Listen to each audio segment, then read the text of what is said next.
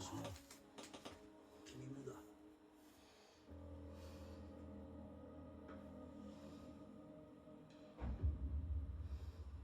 どういうことですかそれは。私は日本未来推進会議の海底調査にも参加した人間ですよ。データを見る権利はあるはずです。赤見さんは省内調査を受けて謹慎中の身ですよね。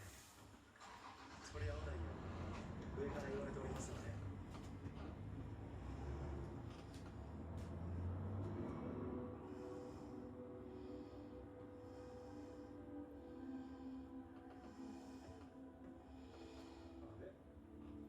どうしたんですか、相葉さん。